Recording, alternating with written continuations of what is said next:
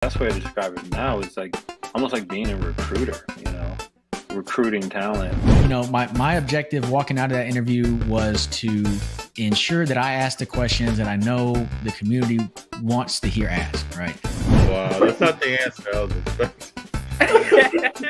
You actually got me genuinely laughing right now. Is $1,000 in one card worth more than $1,000 in 20 cards? Man, that's tough. It depends on what's your play.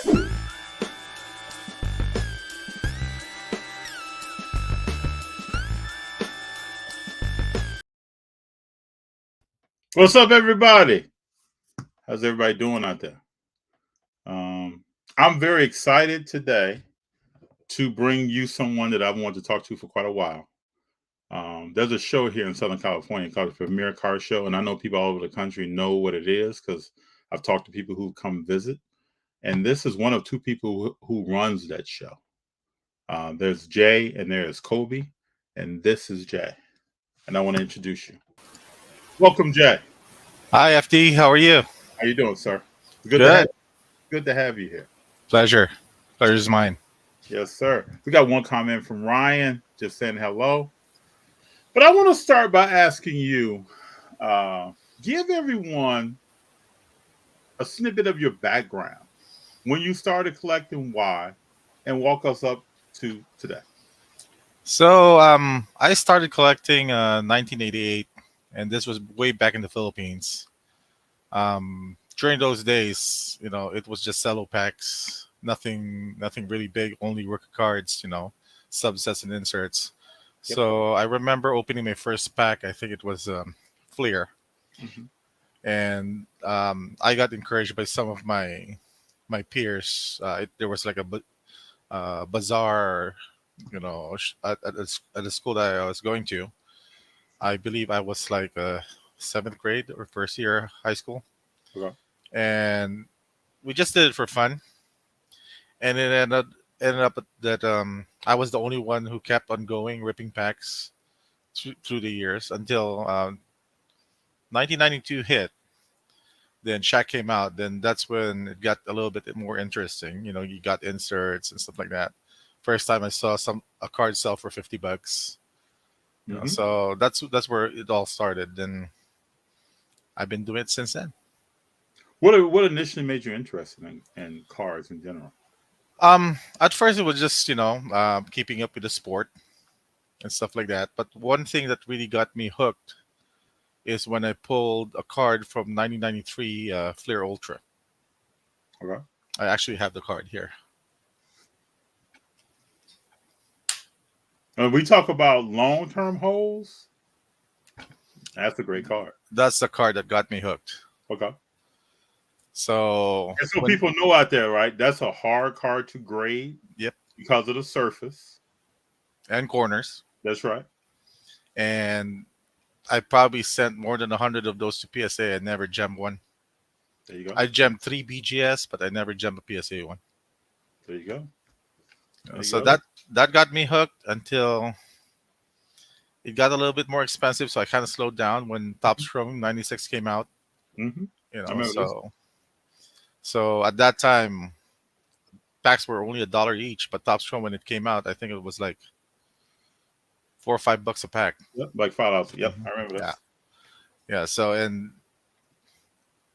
I can't believe that I'm saying this, but when Topps Chrome came out, to most people they were ugly. They were. It's not. There's no eye appeal, except for the refractors, and everybody was opening finest at the time, and people like finest better. It's interesting. It's always interesting, the trends in the hobby, and when you go back and think about how things have changed and when stuff started really changing. You're talking about when packs went up 5x. It was a shock to a lot of people. Yep. In the Philippines, $5 was probably a day's wage for most people over there. It's great context at that time. Mm-hmm. So yeah, it was just disposable income that can buy you the cards at that time. It was not something that was cheap, especially that we had to import cards from the United States to the Philippines. But you meet a lot of great people, doing it. So I was in Mint Collective not so long ago, Yeah. and this Filipino guy approached me, and I know you, and he goes, were you based in the Philippines before? And I go, yeah, I remember seeing you there. And this was what, 1995, when I really went around for cards. Mm-hmm. Well, this is why I tell people all the time that I believe it's a group, it's an inner society, right? That we all will know each other for time into the future. Yep. This is not a short term. I can still talk to some people about some stuff I experienced when I was in Chicago growing up, or going to the Chicago Sun-Times show at one point. Now that show has a different name, and then going to the National in Chicago when it was different. And it resonates with people because either they were going around the same time or experienced something similar, even at another show. And like even the changes that you talked about in cars, going from 1 to 5, and the different brands that people were attracted to at the time. I was in Chicago. I remember the same thing. Yep. Same time. So we got a few comments here. We got Richard Perez is saying good evening, Colorado sports dude. Impromptu. Yeah, I'd like to get impromptu sometimes, especially when I'm talking to good people. Connor, hi everyone. Got Connor again saying Upper Deck was my fave. Upper Deck was nice. But feed the guys. Good evening, gentlemen. Excited to see what's going on to be talked about tonight. So my next question is, I'm gonna jump around here a little bit. What's in your PC? What would you say is in your PC that you think is a great win? And what's in your PC that, or something that you remember in the past that you thought was an opportunity, or it could have even been a loss that you learned? Wow. A lot of memories there. We have to go way back. So I've always been a collector of Michael Jordan.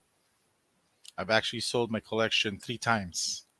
Okay. And every time I do it, I end up buying it a few years later for more than what I sold it for. Okay. Because his cards never really would go down. They don't. But nowadays I'm very picky with Jordans. I usually just go for the autos. A lot of the cards that I like that I have not recovered, the prices are just too much.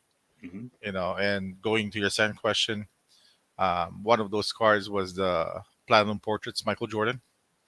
I used to have a PSA 9, and actually I didn't sell it too long ago. I sold it right at the start of the boom. Okay. So it's sold for 4,400 PSA 9. And the last time I saw the card, it was like 12, 13,000.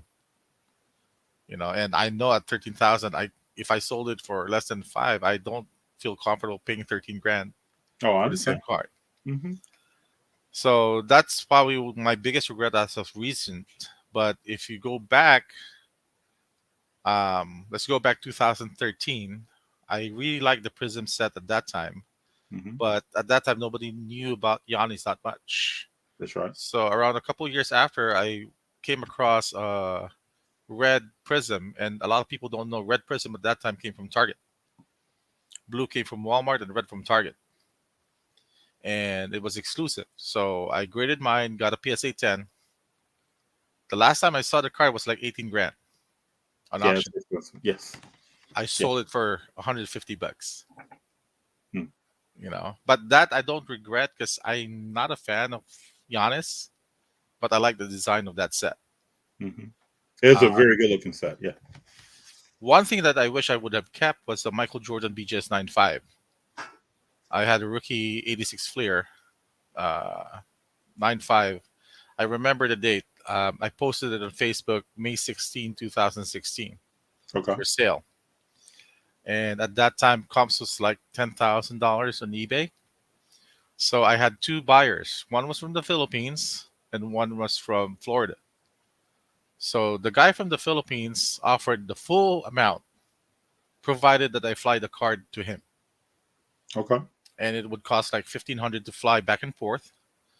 I get a free vacation at the same time, and it's like selling it on eBay. 15% will be your fees. Yes. So that made sense in a way. And at that time, my wife was also back home, coincidentally, to visit. Yeah. So I thought about, selling it to the Philippines. But I had the buyer also from Florida. He goes, Jay, I'll fly you in, meet you at LAX, and I'll give you 8,500. So I took the easy way out and took the 8,500. Understood. And I think that card peaked for what, 80,000, 90,000, Yeah. and now it's like 44. Mm-hmm.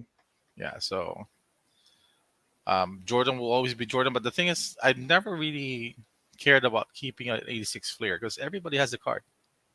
This is what I tell people. I got into a conversation with someone at the Mint. Mm-hmm. I said the same thing. When you're collecting that long, a lot of this copies probably gone through your hands and my hands, and it looks like, at the end of the day, it's a base card.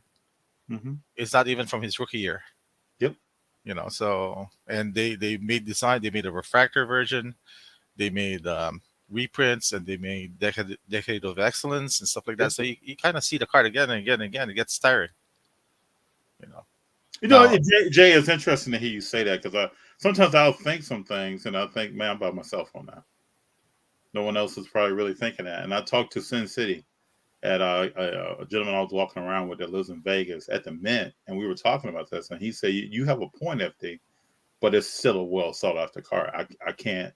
It is, but when I look at a card, it's there's something about a particular card that gets me excited. The 86 Fleer is a great design, historic, but I don't get that excited about it. Well, this is the bottomless pit most collectors go through. That's right. You have a dream card. Mm-hmm. You do whatever it takes to get it. But once you get it, you want something better. That's right. That gets the cycle going. So everybody asks me, it's my first time buying my first MJ auto. What should I buy? Is buying a high school UNC Jordan auto good enough? And Mm-hmm. I tell them, once you buy the UNC one, once you have it, you're going to go, oh, I want a Wizards one. That's right. Once you get the Wizards one, I want a Bulls one. Then once you get the Bulls, oh, you know what? Minus a sticker, I want an on-card one. Once you get the on-card, I want a numbered one. Now I want a BGS 9.5 or a PSA 10. Mm-hmm. So the cycle never ends. Now I want something with a patch and stuff like that. So you have to be, it's good that you can get to where you want to in terms of chasing after a card. But I don't think any collector would really be content on what they would have. Because once they have it, they want to move to the next one. I agree with that totally. It was the same way for me, even meeting an athlete and getting their autograph. Mm-hmm. I would design things a certain way, come with certain kind of inscriptions, do a lot of research on the athlete. But then after it's almost like hunting, right? Mm-hmm. Once you find something, and a lot of people can't relate to this, but I think a collector, anybody that's in the hobby itself, flipper, I don't care what the title is used, they can relate to it because once you find something, then you start looking for something else. Yep. And now you can trade your way into something else. You can buy your way into something else, but you're definitely always looking. And when I'm at a show, I can walk a show and look at a table. It's almost like process of elimination in my mind. There are certain cards that just draw me to them. And there are cards that, oh man, that's a great card. I can respect why someone else will want it, just not the card for me. I have a saying, if you know you can buy the card back within a year, it's not that special. That's right. That's a great saying. That's a great saying. I can definitely understand that. Great saying. Like this card, I overpaid for. I just had to have it. I went to Fairfield. That's a great card. That's a shoe. Oh, you went to the Bay and pulled that, huh? I went to the Bay to pick up the card. That's a great card. Uh-huh. Clean autograph. It's not. I get it. Steps autographs. Mm-hmm. Yeah. Yeah. So that to me is nasty because only a few people will have something like that. So what is that number to? 25. There's also something I think out of 9, but that has the best shoe relic inside. And everybody should know too that border is very difficult to grade. Yep. That's why I just put authentic. That's right. That's good stuff. Good stuff. So let's talk about Fanatics for a little bit. When Fanatics talks about, when Luber comes on, or you even hear Ruben talking about what they want to bring to the marketplace in the future, what are some of the things that go to your mind when it's about cards that are not sports related, or bringing athletes closer to people, or the connection with local card shops? What do you think? Well, the first thing I like when Fanatics came in is that now we mean business. They don't have experience in the trading card industry. They have experience in the memorabilia and other stuff. So it gives a you know, fresh perspective on what can come out.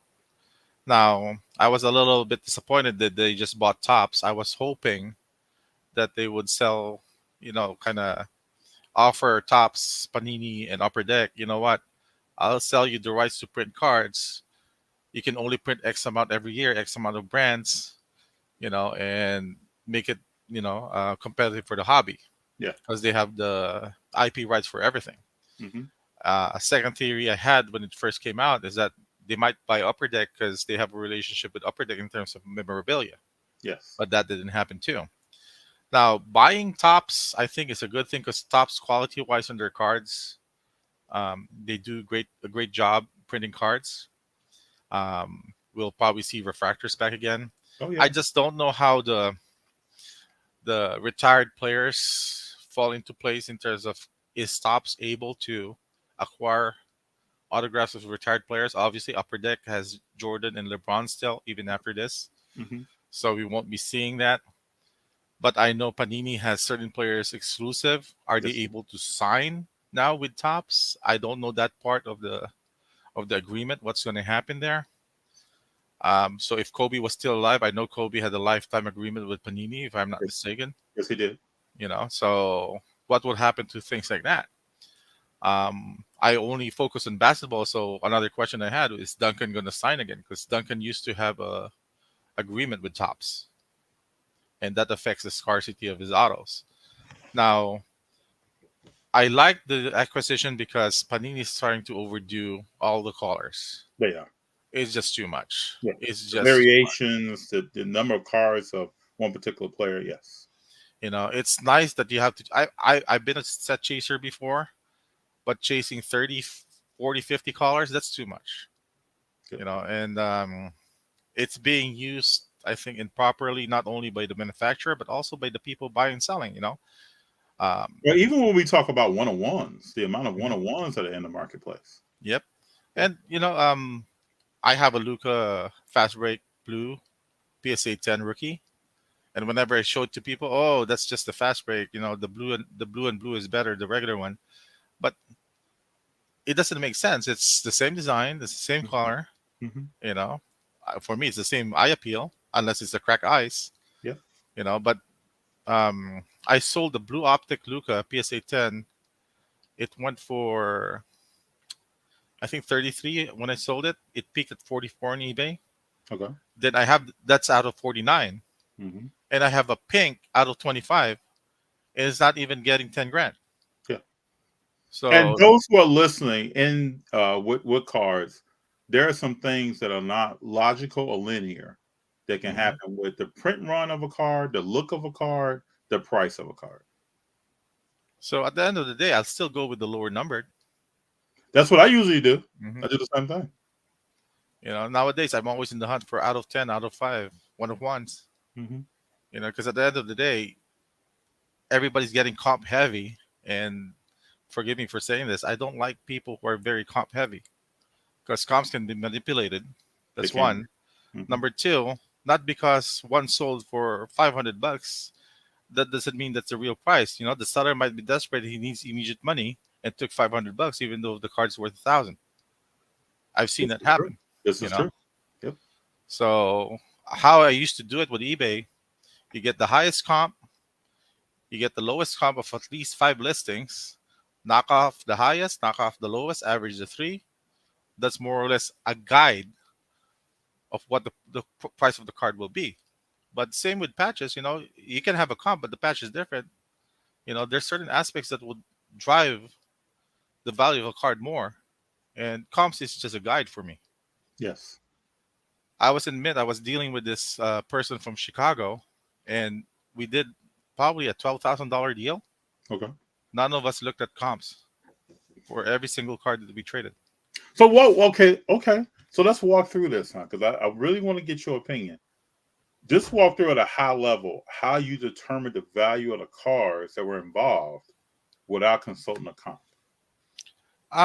I guess I bought and sold so many over time. You kind of right? Hmm. Okay.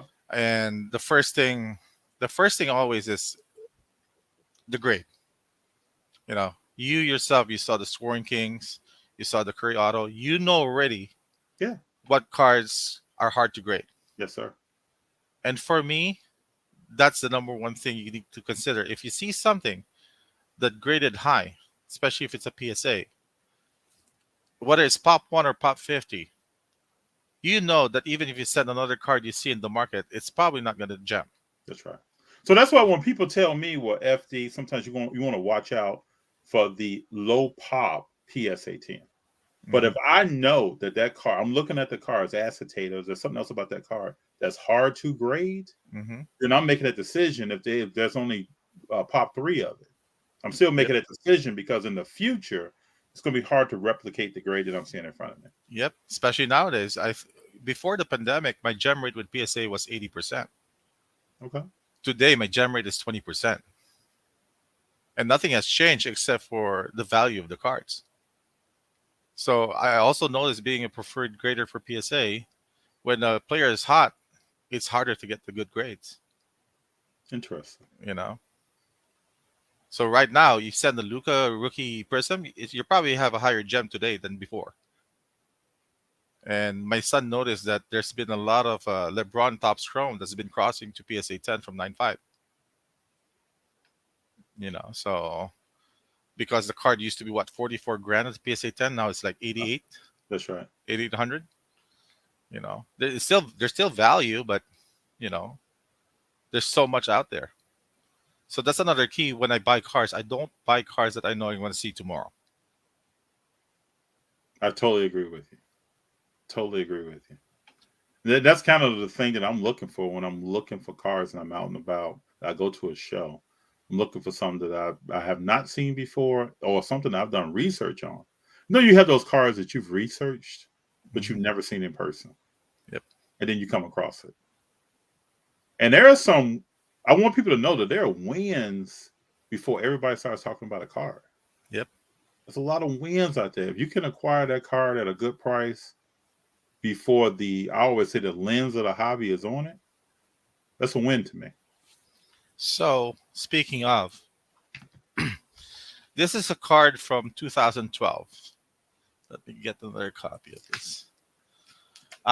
You know, Panini used to have case hits in their older products, right? Yes. So, have you ever heard of a case hit that was numbered? No, I have not. There's actually one case hit that's numbered. It's from 2012 Elite. It's called the Classmasters. And it's numbered to 99. The numbering is... It's a little hard to see the numbering. It's over here. Okay. It's out of 99. And there's, I think, 25 in the set. Okay. 25 players. So I have multiple of the LeBron. I have 5 copies out of the 99. I have a Facebook group that I used to promote.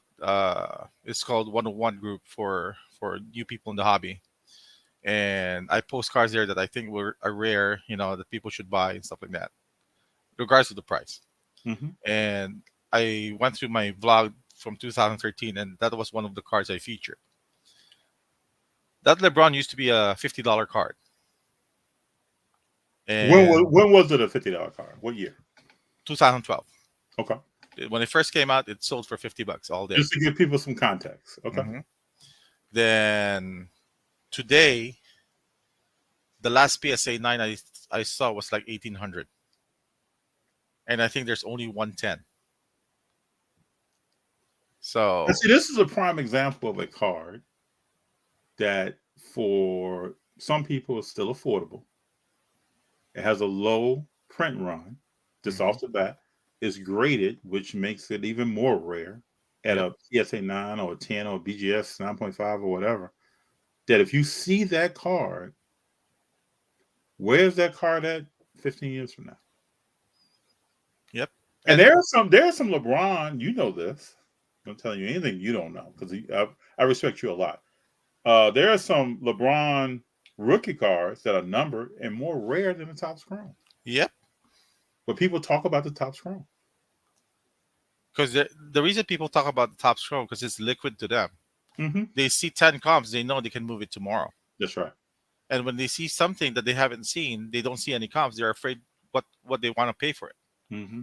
And then that Topps Chrome, the design with LeBron taking that shot, people that don't really get into cards, or those who may only watch sports or don't do that, they recognize that card. Mm-hmm. They know what that card is. You know that card FD, the Top Scroll 2003? I used to alternate with Steve at Frank's before with his table.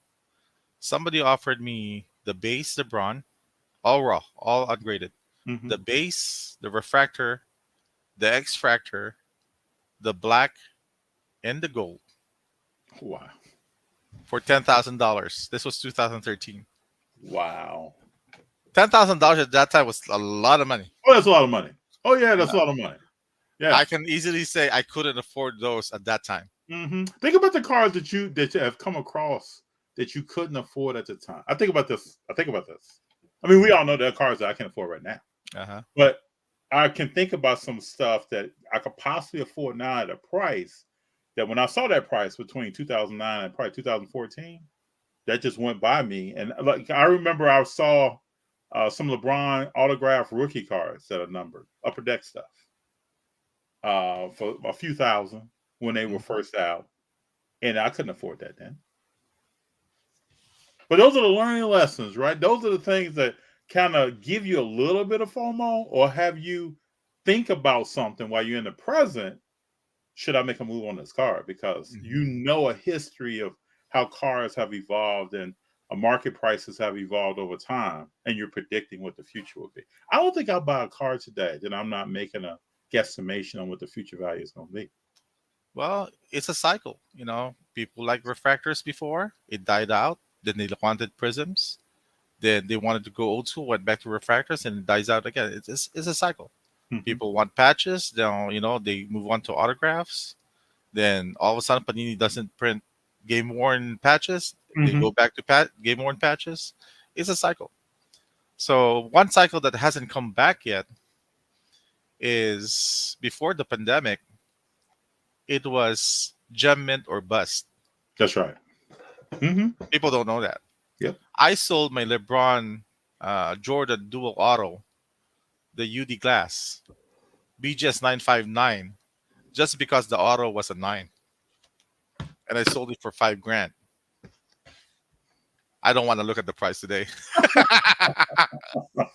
I know I've walked past cars because the auto was a 9 or the card was a 9, but they may only be like 2 10s. I remember the day, if you wanted the Jordan rookie, BGS Jordan rookie, is $100 per grade until 8.5. So if you wanted the Jordan BGS 1, it's $100. If you wanted the Jordan BGS 4, it's $400 until it reaches 8.5. The 9 doubles and the 10, I think at that time, 25,000, 25,000. You know, but BGS 10 is rare, so. It's interesting. What would you suggest to someone new to the hobby who wants to participate at whatever level? They want to flip, they want to collect, they want to do long-term investments, whatever it be. What steps and processes would you suggest to them? So I can tell you how I've been in the hobby for this long, how I survive. You need to adapt. You need to adapt to whatever there is every day. So you need to study the hobby. You need to do some research. But the hard part is I'm a collector more than a seller. But the thing is, like most people, I have to sell a card to get a PC card too. Yeah. So I have to segregate my PC from what I want to flip around. So I taught my son this too. When you put in $500 in the card and you double up to 1,000, you put the 250 to your PC and you put the 250 back for the next flip. You don't cash out right away because otherwise everything's going to turn to PC and you're gonna have nothing to move around. True. Um, One thing I would never do though for somebody new is go to those contests and Raz, because there's only going to be one winner, and even if you win a card, you'll end up selling a card because you need more money to get into the next raffle. Yeah. So don't do that. I don't recommend people to rip boxes if you're only chasing a particular player, because it would end up at the end of the day you're going to be paying for more and getting less. At the Mhm. same time, even if you pull something good, it's probably not something you want to keep. So buy what you want, like Mark Neiman would say, buy what you want. Yeah. No, Yeah, it's always good advice from Mark. Yep. and if you believe in the card, it's going to go up. Now, there's the prospecting game. That's always a gamble. Like, if you're a high risk type of person, buy a Ja Morant right now. He's very hot. But the question is, do you want to really sit on the card? Probably not. I tell my son, if you're not going to keep the card, don't sit on it too long. That's why I tell him I only do 2 shows, 3 shows in a month. I have a 9 to 5. I can't buy a card today and flip tomorrow. So when I look for cards, I need to find cards that I can sit on. But somebody like Morant, yeah, he's a hobby favorite. He's doing very well. He's probably gonna go far. But one Derrick Rose injury, that's it. I think the same thing about Ja Morant. Mm-hmm. I think the same thing all the time. I love them, but small guards in the NBA typically have a problem. And it takes a while. Like I don't know if you noticed, but Ja Morant, after his first major injury, he's a little bit more picky. But he's still a little bit, he's still flamboyant, that he still wants to show off. Yeah. But you'll see some players that used to dunk inside all the time that now they won't even drive as much. That's right. Levine doesn't go inside the rim too much no more. Because they got hurt already. They learn. Mm-hmm. And unfortunately, when the player is not playing, there's no interest. Zero interest. You Like see Zion right now. People are dumping Zion left and right. That's right. That doesn't mean he's a bad player.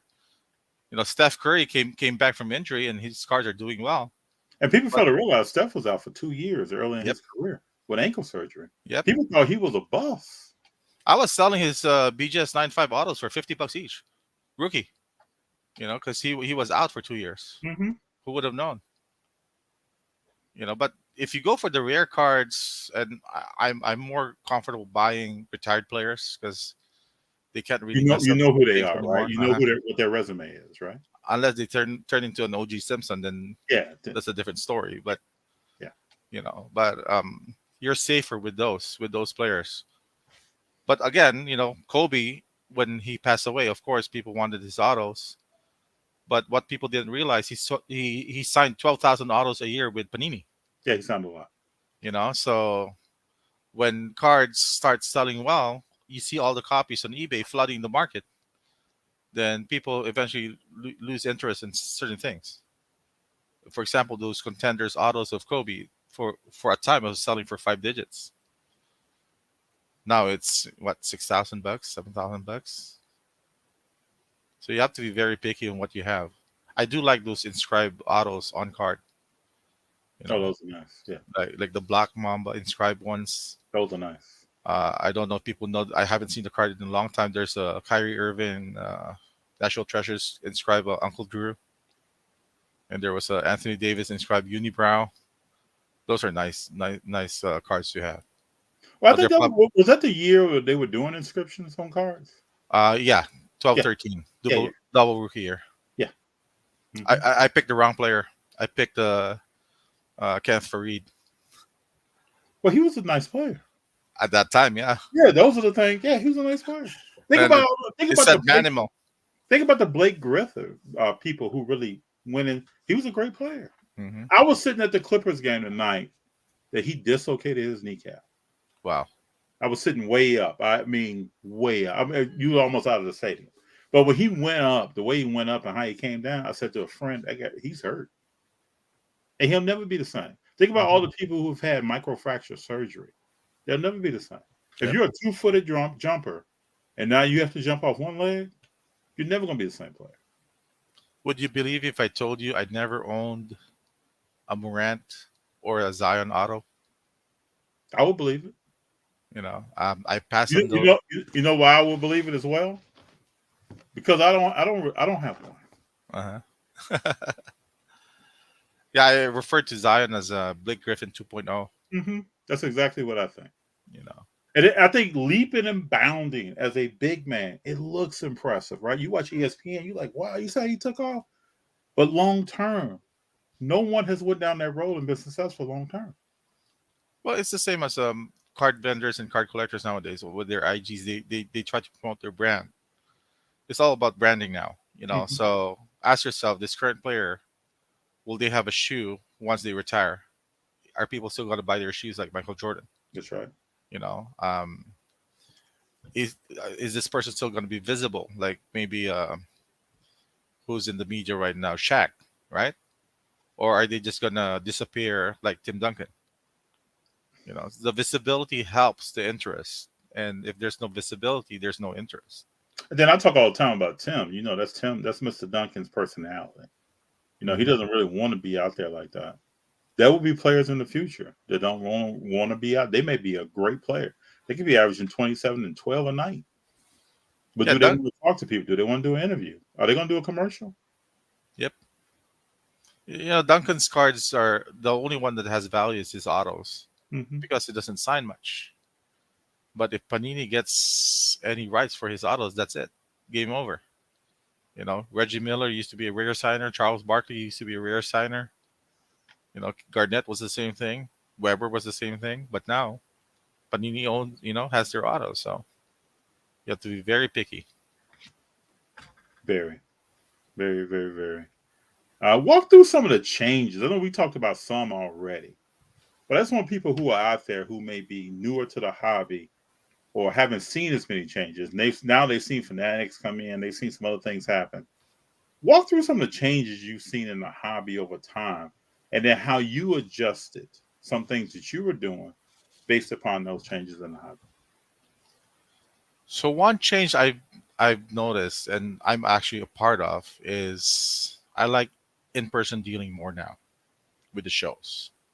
You get to see the card, you get to hold the card, you get to be able to negotiate in person, through a deal. Before, it's clicking a button in eBay or listing in an auction and hope you win it. So for the last 2 years, I haven't really listed almost nothing on eBay. So that's one. The fees, declaring any purchases up to a certain dollar with PayPal and Venmo, that affects the game.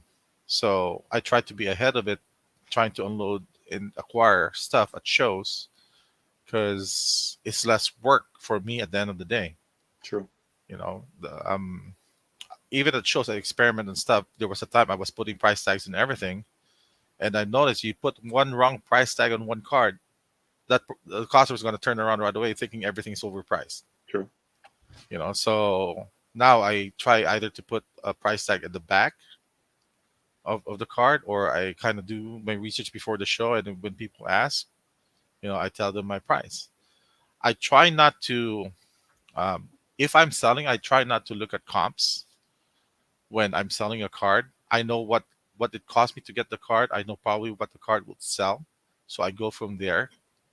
A lot of people who go to my boxes, they like it because I kind of just guess the price because I don't need the cards in my boxes. So if they give me something substantial, I'd rather get that money and reinvest somewhere else. And they're probably getting a good deal with if they're looking at comps, but it lessens my work. Understood. So it's the opportunity cost of time, right? And they come back. That's the thing. They come back to your table every single time. They know they're finding a deal. Yeah. So, and I'd rather sell a card in the box than a card in the showcase. And Because why is that? Now, why is that? Because I've been to tables, and there are some great deals in the boxes, and people only look at the glass. Why is that? I like to sell the stuff in the boxes. I don't care for them. I don't need them. They're taking up space. They're taking up inventory. I can use that money to buy something else. Mm-hmm.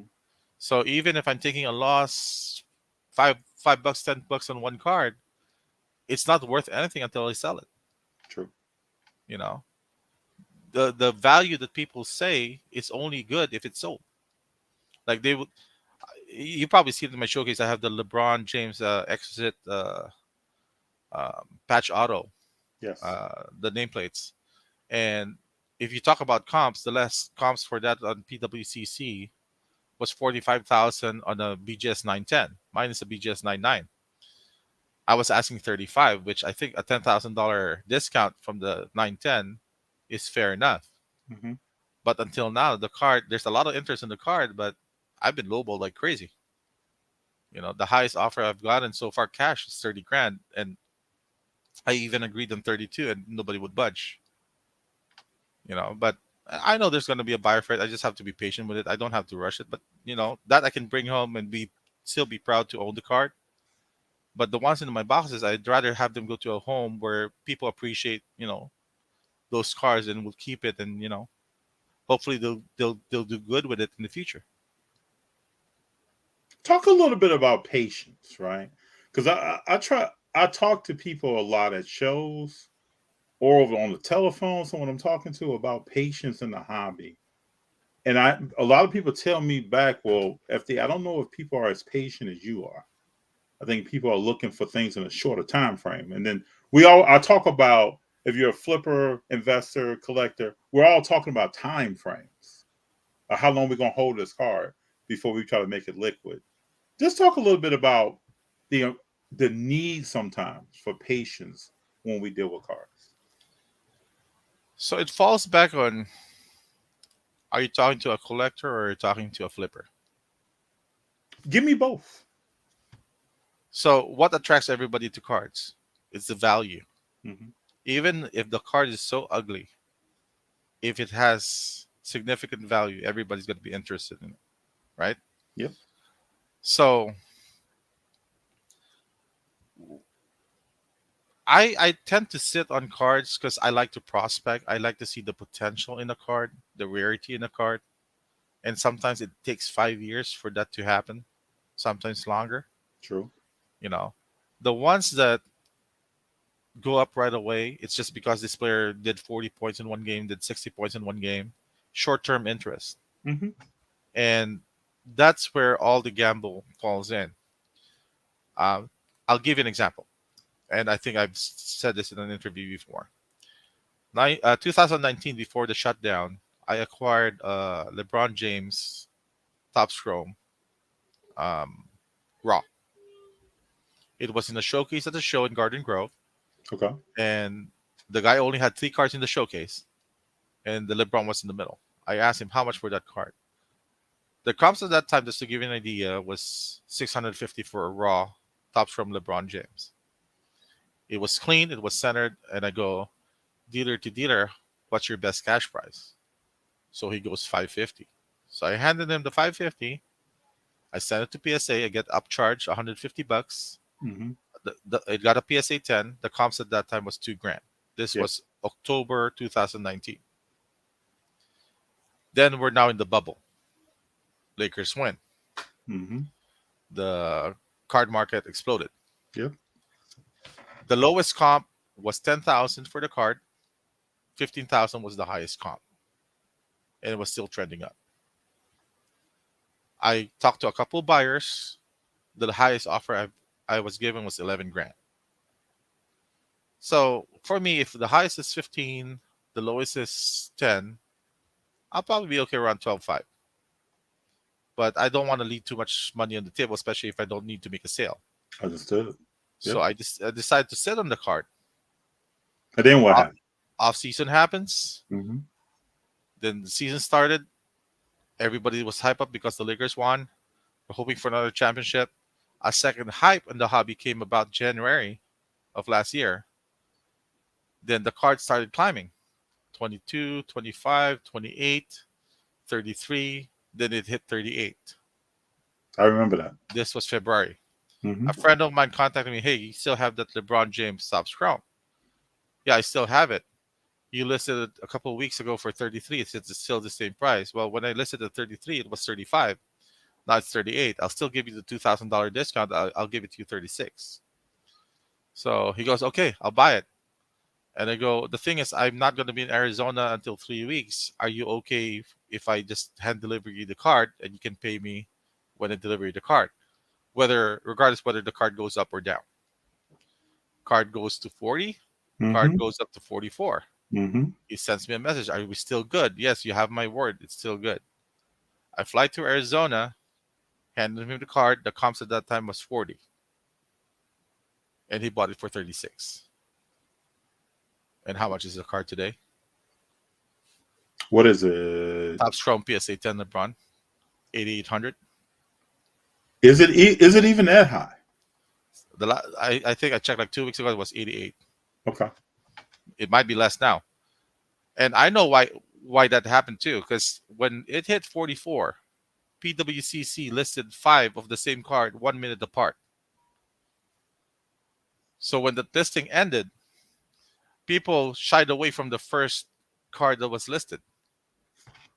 So it trended down.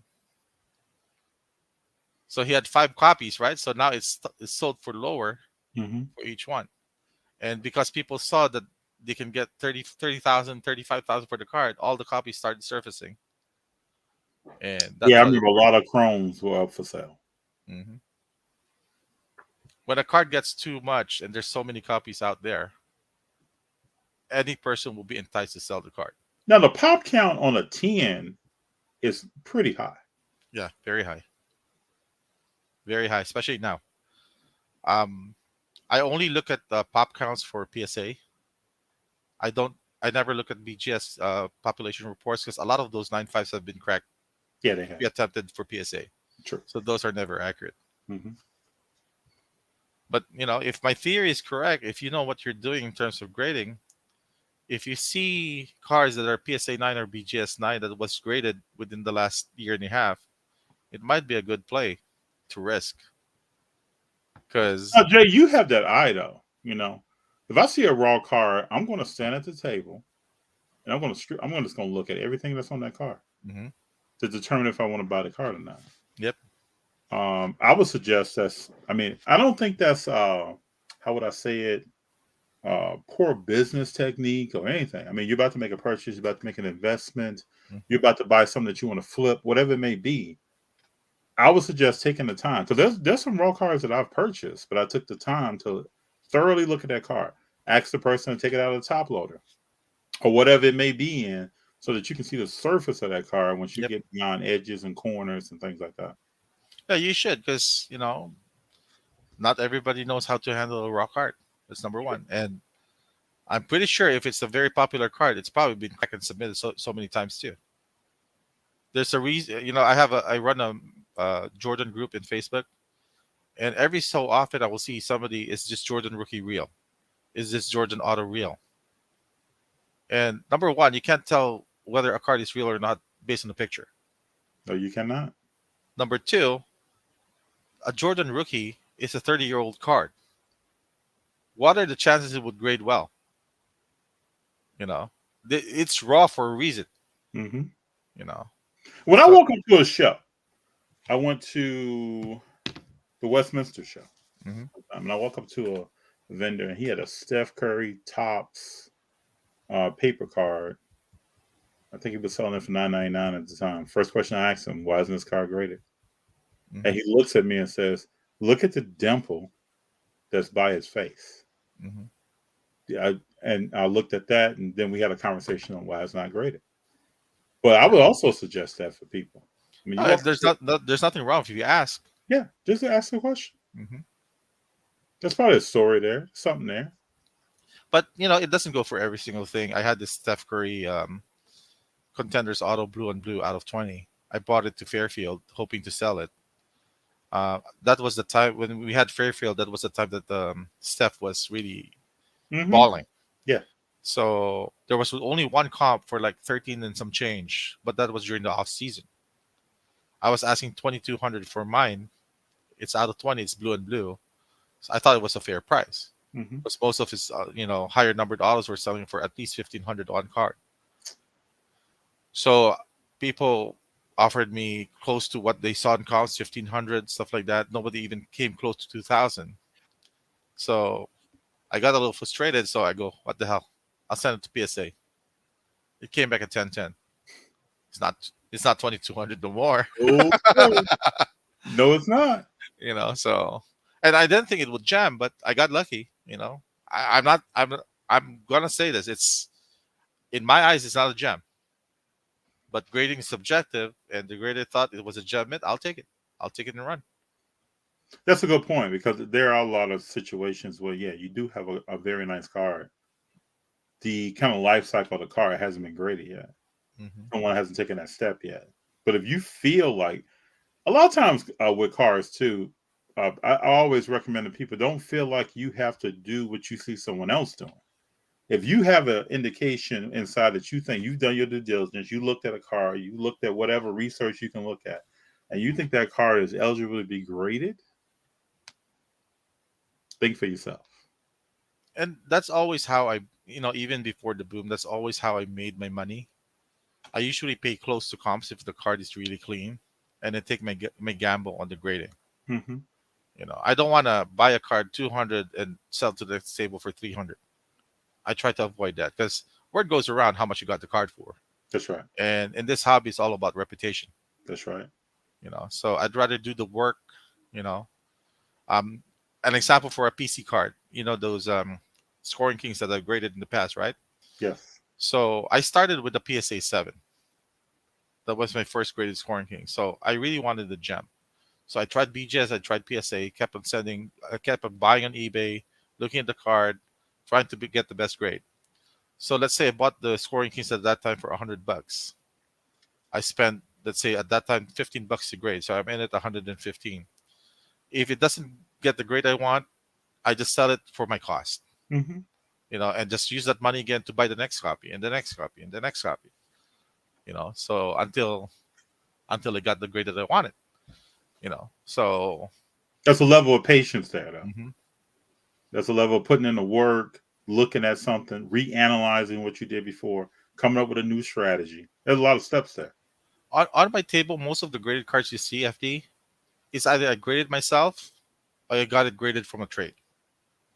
I will never buy a graded card, simply because I don't want to pay double what the card is worth raw. Very and true. If I can, cash is always king. If you have $5,000 to spend, you spend it on the thing that makes most sense. If this card is, it's not the best Steph Curry auto card there, but it's clean, I'll take that gamble.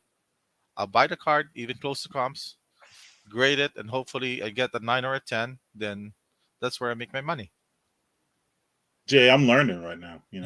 I used to go into a show. I'll tell you about me. I used to go into a show. I try to find the best deal that is graded. Mm-hmm. Right? But I'm going to challenge myself. I listen a lot to you. I respect you a lot. I'm going to challenge myself to go in and look at opportunities for myself from what is in front of me. Yep. And then go from there. Now, I've done that before. Like, I bought raw cards of maybe a young rookie that just came out. But I've never really looked at, let's say I walk up and see a Steph card or a Jordan card or a LeBron card and it's not graded.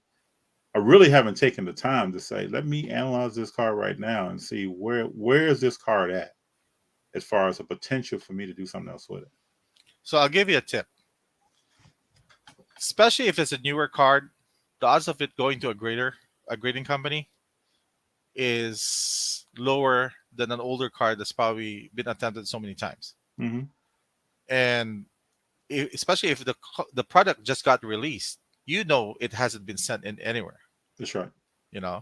There are people who don't want to go to the trouble waiting for their submissions to come back. Some of them, they're so addicted to ripping wax that they just want to unload and buy the next box. Mm-hmm. So that's where you really want to go to the dollar boxes, the $5 boxes and stuff like that, because A lot of people they just want to move product fast.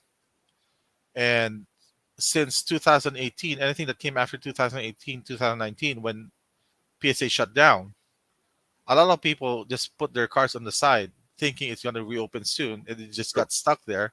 Now prices are dropping, so they want to unload. So there are raw copies out there right now that are worth buying to grade. Great. And That's a great bit of information right there.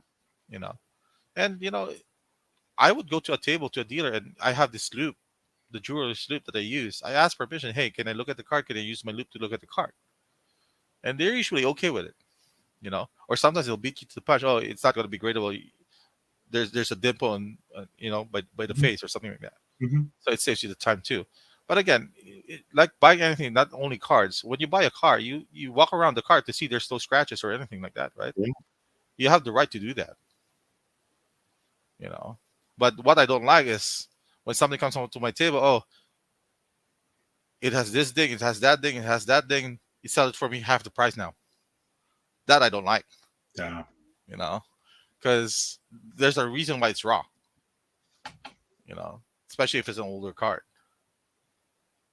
And I would usually tell people, you know what, this I don't care if even looking at the condition, because they're not the type of cards I want to grade. So if you want to take a risk at it, I can guarantee you this would never submit it. This was sold to me by somebody who rips boxes and he never submitted it. I can only imagine some of the stories, some of the conversations you've gotten into at your table, or some of the things people have said.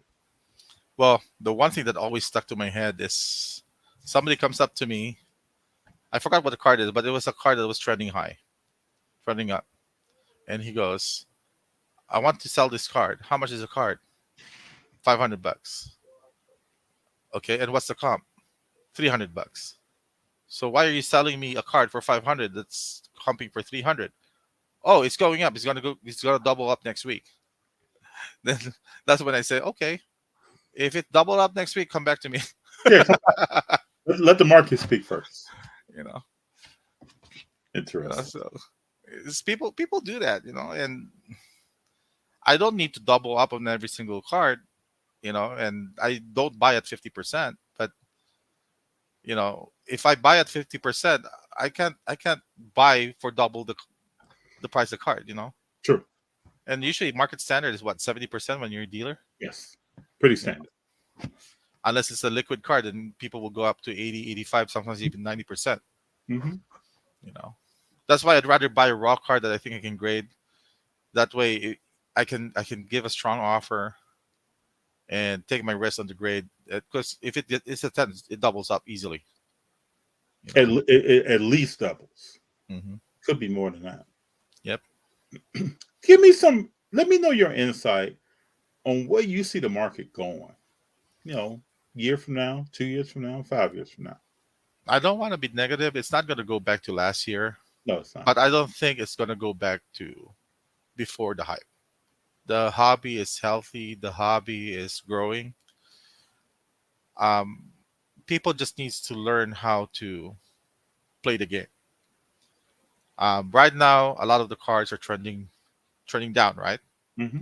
And I put the fault to the people in the market too. It's because, again, what I said earlier, people are being too comp heavy. What does that mean?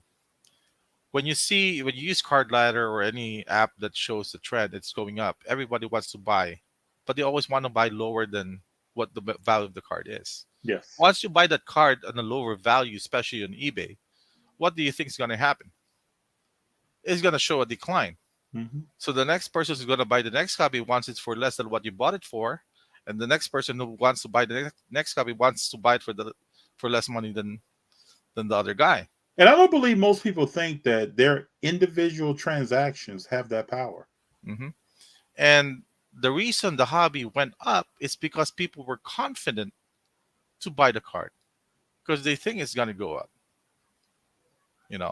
So that's what people need to do. If they feel there's some cards that are not worth buying, you and I know that. Yes. You need to stop buying those base LeBron prism cards and start grading. People need to stop that.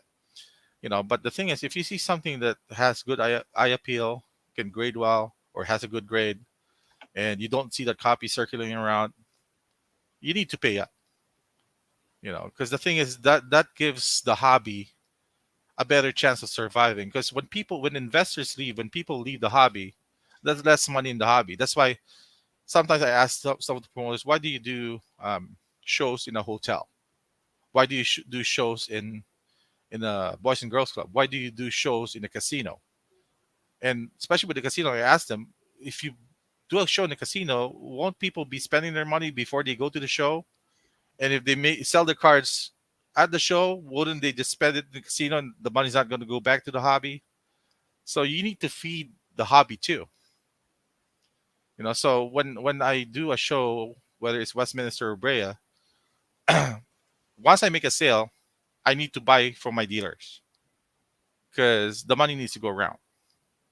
I keep some, I spend some again because I need my inventory regardless, right? So I need to spend some of those money, but I'd rather spend that money to the people who help me at the show. That's something that I just learned, that savvy card show hosts or promoters or people who are putting on the show actually do. I didn't know that before. So what you don't know is my first Brea show was on a Sunday. So it was a test project for me, and I didn't sell out. And you know how much hotels cost, right? Yeah. So I know I was already going to take a loss at that show. But I didn't want people to have the feeling that it was a poorly run show. So I called people, hey, I have this table available. Come on down. I'll give it to you for free. I don't want patrons to come down and see an empty room. Mm-hmm. And guess what? It turned out to be a good show. Mm-hmm. And the next show, I was sold out and I had a waiting list. So you have to take risks. You have to invest on yourself. You have to believe that, you have to give that. When I watch your videos, the first thing you do when you enter the room was what? Get the vibe. Oh yeah, first step in. And you were there at the last Brea show, mm-hmm. And I can tell you, I was exhausted from the time I checked the last vendor in. Yeah, when I came by your table, I could tell that you had been working. Mm-hmm. And when I came back and talked to you almost at the end of the show before I left, it was a great show. Yeah, so there's a lot of things going, to promote a show. You don't want to push it so hard because people think, you're not doing well. You also don't want to oversell it, but at the same time, you take care of the people who support the show. Mm-hmm. So I when I do my next show, I give people a courtesy message. Hey, next show is here. And I even ask, when they start Brea, I even ask the vendor, so what do you think I should do better? And one of the first feedbacks I got from the first show, there was a portion in the hotel that was a little dark. So I stopped putting tables on that side. So it's a work in progress. Every show is going to be different. Not every show is going to be successful. But you need to do it right. And I learn every time. I try to do the same thing, right? We put out, and I'm not making a comparison between shows and content. I'm just talking about trying to scrub what you do. Whenever we put something out, we look at it with a critical eye and ask ourselves, could that have been better? Could this have been better? And we catch stuff that we feel like could have been better. Mm-hmm. And we try to do something about it. Because my line of work also helps me with my shows. I'm an auditor. I'm the person that companies don't want to come in because I'll go be auditing their butts. With your keen eye to things, uh-huh. I thought you did something in finance or auditor. You were somewhere on that level by the way you look at stuff. I'm a health and safety officer. Okay. I'm like the health department, but private. Mm-hmm. So you have to have detail. You have to be meticulous about certain things. That's why you already know I'm going to go a little bit ahead of your schedule, but the Burbank show, we're in the process of doing the Burbank show right now. Yep. And we're not trying to force 300 tables. We're trying to make sure that the ambiance, the atmosphere is comfortable for everybody. It's our first big show, and we just need to do it right. We sponsors, there's some interest in people who want to sponsor. Even the sponsor we're picking, we're not just going to grab every single person who wants to throw money our way to sponsor the event. It needs to make sense. It needs to benefit the bigger picture. So when I was talking to EJ, one of my partners, I told him, when you talk to the sponsor, because he's in charge of all the marketing and promotion of this thing. Okay. When you talk to the sponsors, I need to know what they're expecting from me on logistics. Do they need a booth? Do they need, a corner? I need to know, because at the end of the day, it's business for them. I have to give them some sort of return of investment too. Yes. I don't want just to have their name there and forget about them.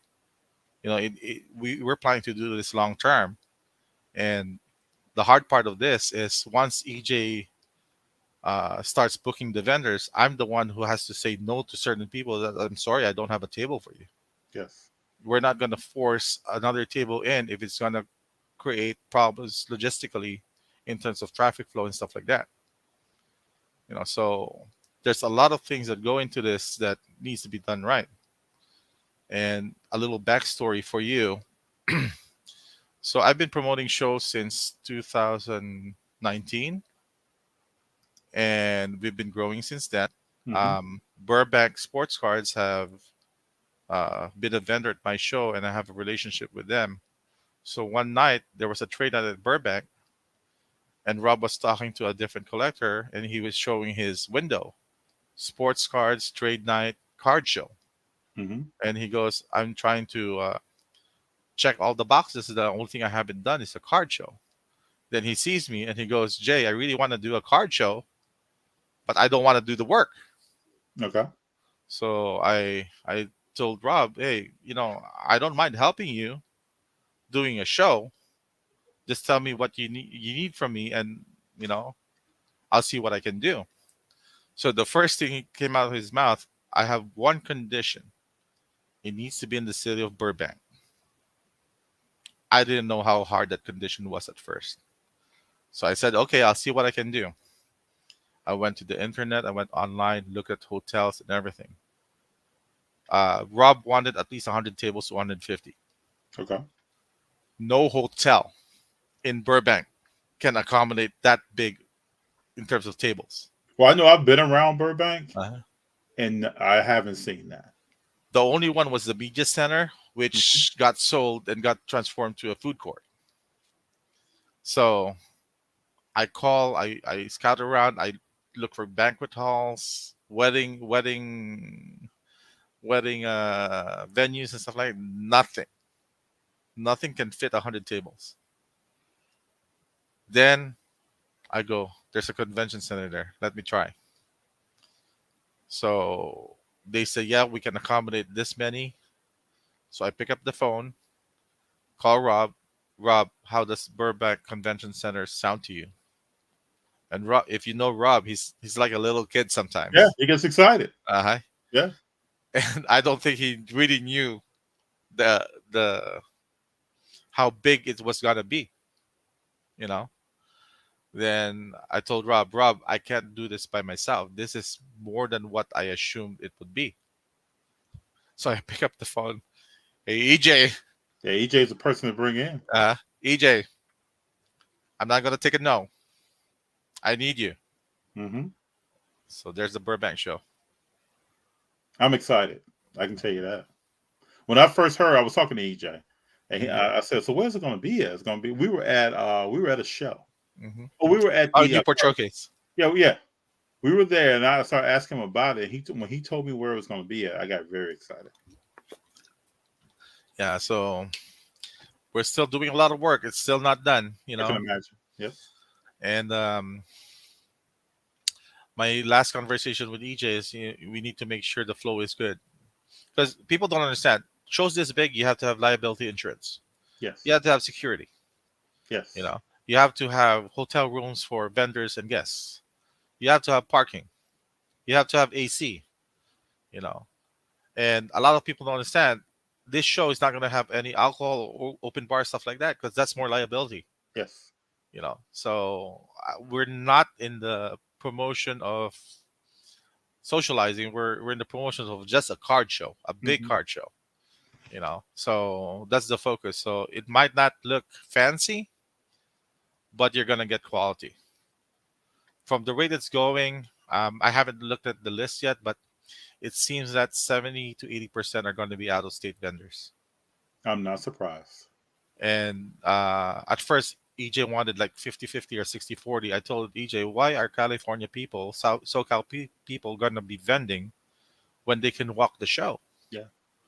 It doesn't make sense. We California people fly to Dallas, to nationals, you know, to experience, and now it's local. Why do you want to walk the show? We don't want, you know, we don't want people to just get stuck in the corner trying to move their cars where they can bring their car to the table to the dealers that to see cars they haven't seen before. Hey Jay, I say this all the time. I've always thought like we set up at one show, and I'm only giving a small. EJ and them, they do this all the time. Hmm. But I've always thought like I know a lot of stuff comes to your table, but if you took some time to walk the entire show, you may have a totally different perspective of what's going Yep. on here. Yep. EJ walks the show all the time, even though he's set up. Oh yeah, EJ's on the move. Mhm. We talk, and I catch up with him, and I admire what he does, the energy that he has. Mhm. He's a professional. He does everything top notch. And like you, I know part of what you do is build relationships. Mhm. Um, That part is very important to me. it is very important. Very. It's where basically you live or die in this hobby. Yes. Like what I said earlier, reputation is very important. Hmm. I EJ and I always joke around because I'm probably the most square person out there in terms of if you don't know me. Hmm. So I can play the bad cop if I need to. Hmm. So I tell EJ, you can be the good cop. I'll be the bad cop for Burbank. So I'm used to it. Yeah, I can do that. I can see that. And somebody needs to do it. There has to be a compliment. If two people are strong doing the same thing, why do you have two people doing it? That's right. So it's all like Rob from Burbank. He's going to be the host, and he's good with talking to people. Very good. So that's his role. It's natural for him to promote his brand. And I've told Rob before once. He may not even remember this. I don't know. I'm just a guy walking his fabulous store. Mhm. But he interacts more with a customer at Burbank. I've been to a lot of states. I've been to a lot of card stores. He interacts with people more than any place I've been to. As far as actually talking to you, finding out where you're from, what do you like to collect, maybe taking you to a part of the store that may speak to something that you're interested in. Most card stores don't do that. I'll tell you an experience I had not so long ago. I won't mention the card store, Okay. but I go around to certain card stores too. And Mhm. there's one store I wanted a card. It was worth, I think they have it tagged for $200, and I was willing to pay full comp at 180. Okay. And I didn't know the owner. I dealt with one of the staff before, Hmm. and I told EJ because EJ knew he knows everybody. Everybody. Can you get this card for me for 180? So he comes to, I believe it was the owner, and introduces me, and he wants to buy this card for 180. Hmm. And the first reaction I got is a question. The owner asked me, "Do you even go to my store?" You know, I just wanted the card. I'll pay for it regardless of what. But that's not a good way to make relationships. It's definitely not building a long-term relationship. That first contact, that first impression, did it for me. Yeah. So it is what it is. I respect that it's not. You have overhead and stuff like that. So every dollar matters when you're running a card shop. But again, people will go to people who they're comfortable with. And I'm really not I've had people come to my table and ask for 50 off. I'm not even asking for 50 off. you know, so I'm just asking for full whatever the card sold for. So And the biggest thing, this is what I always say to people, right?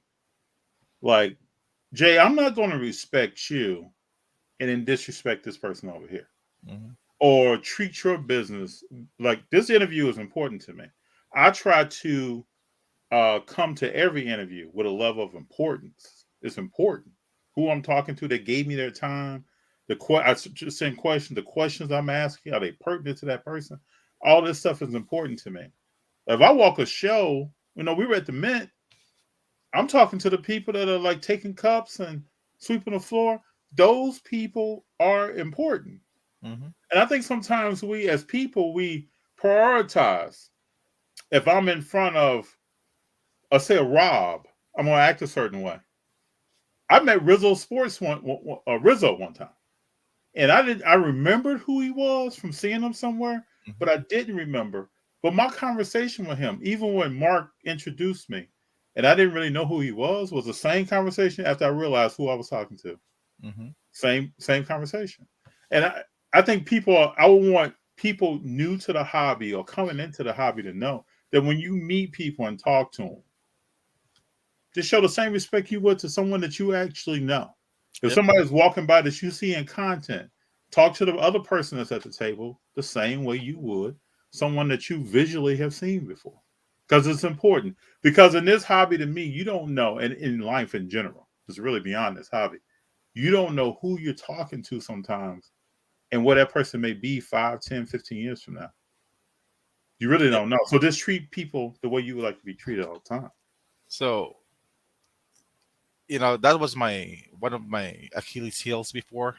I'm more reserved than most people, probably because I've been doing this so long, and before you really didn't deal in person too much. But as I do the shows, I get to learn, who are the key people in this industry, who are the people who can contribute and make this hobby grow. So one of the people who made me very curious is Stephanie, Mama Breaks. Yes, Mama Breaks. Yes. So I've seen her at every single show except for mine. One day she shows up at the Anaheim show. Okay. Which was my old hotel venue. And she goes to my table, says hello, and I go, "Thank you for gracing me with your presence. I've never seen you at my shows." And I go, "Stephanie, whenever you're ready, if you want to do a show here, table's on me." And she did the first Brea show. So I think very highly of Stephanie. she worked herself to be where she is at. That's right. And regardless of what, that doesn't come easy. It's very easy to destroy your reputation, especially if you're online too much. And she grew her reputation right there and then. And I observed, her and a lot of other people. They really touch tables. They really, because I come from the restaurant industry before. Okay. Touching tables is very important. At least say hello and stuff like that. And she will do that to every single dealer, regardless of who they are. That's right. And she's building her brand, and she's building it correctly. And I have a lot of respect for that. And for me, my brand becomes better when I see people like her, patronizing, the shows that I do. She doesn't have to buy. She doesn't have to talk to me. The mere presence that you or her or somebody there who has good relationships with people, even Mark Newman, come there. That's all I need. Because if you guys go to a show, then it means there's something worth going to. Yes. Like Mark Neiman is almost in every single show. Every show. Every show. Funny story is to talk to. If anybody out there and you see Mark, Ultimate Pastime, you see him, talk to him. He wants to talk to you. Yep. Funny story about Mark. So Kobe doesn't know a lot of, Kobe, my partner at the shows. He doesn't, know a lot of people, especially the older people. Okay. So Mark likes to go to the show early, right? So I know him, so I let him enter the show even though vendors are not set up yet. So Kobe sees him at the Westminster show, and I wasn't there yet. So Kobe tells him, "You can't go around yet. We're not set up." And Kobe tells him, "Go sit in the corner."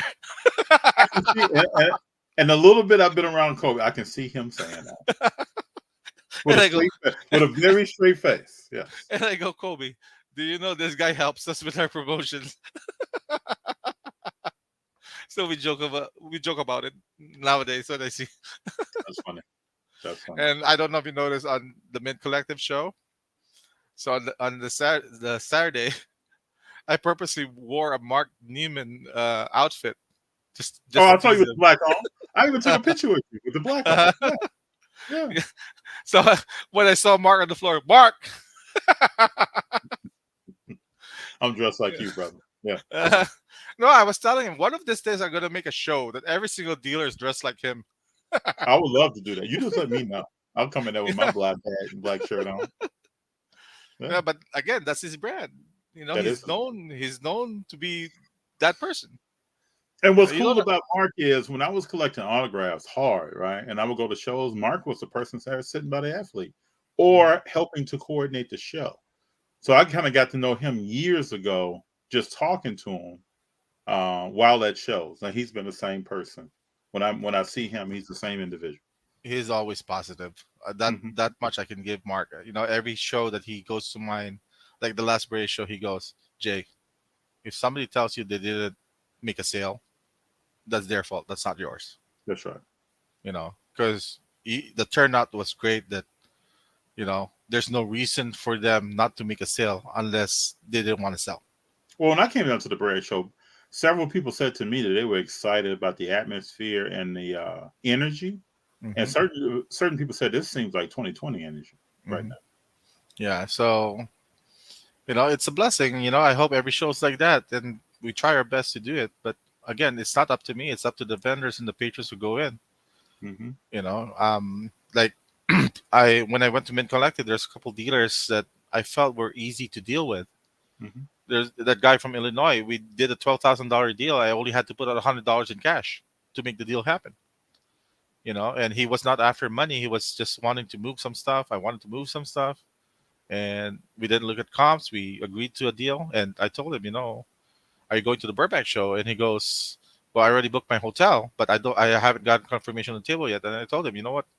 I'll find a way to get you in the show. If you deal with people like this, that's the kind of vendor I would like to the show. That's true. I don't want people flexing their stuff and not selling. True. Because it's the first time we're doing it. We want people to be able to get something out of it, both the dealers and the patrons.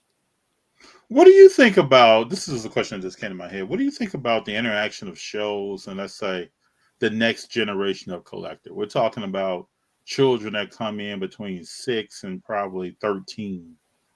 What are some things you think shows can do for those individuals that's coming through learning? Well, like Stephanie Mama Breaks asked me if I was going to Del Mar, because she said she wanted to do something for the kids. So I told her, just let me know, and I'll help you figure it out. Kobe always wanted me and him to prepare some packs, what do you call that? Mystery packs for kids and stuff like that. Yep. That's one of the reasons why on the regular shows I do, I don't charge an entrance fee. I've known that. I want everybody else to know that. Yeah. Yep.